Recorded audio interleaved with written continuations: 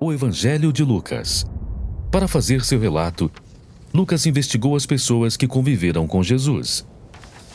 A história começa nas colinas de Jerusalém, onde os antigos profetas de Israel disseram que um dia o próprio Deus viria para estabelecer seu reino em toda a terra.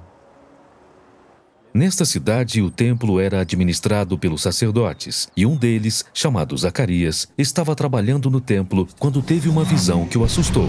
Um anjo apareceu e disse que ele e sua esposa teriam um filho. Que história é essa? Bem, Zacarias e sua mulher eram muito velhos, nunca conseguiram ter filhos. Aqui, Lucas faz um paralelo com Abraão e Sara, os grandes ancestrais de Israel, porque eles também eram muito velhos e não podiam ter filhos.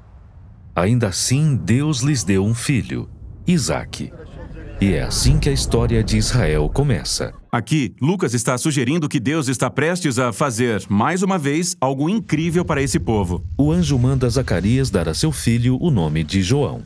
Então ele diz que o filho vai cumprir uma promessa dos antigos profetas de Israel, de que alguém viria um dia para preparar Israel para encontrar seu Deus quando ele chegasse para governar em Jerusalém.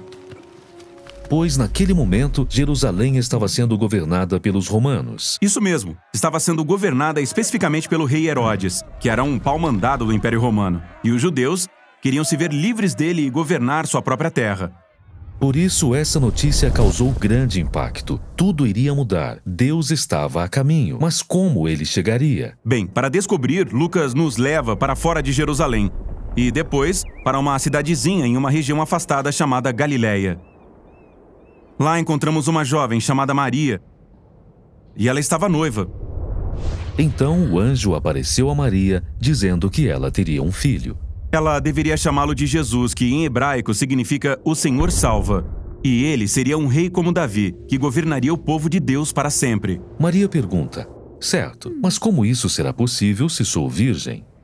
O anjo conta que o mesmo Espírito Santo que trouxe vida e luz nas trevas em Gênesis capítulo 1, geraria vida em seu ventre. Deus vai se ligar à humanidade por meio da concepção e do nascimento do Messias. Então Maria, vinda de uma cidadezinha remota e de família humilde, seria a futura mãe do rei? Exatamente. Ela chega a cantar uma música sobre como essa reviravolta de seu status social indica o surgimento futuro de uma grande revolução. Através de seu filho, Deus vai derrubar os governantes de seus tronos e exaltar os pobres e os humildes. Ele vai virar o mundo inteiro de ponta cabeça.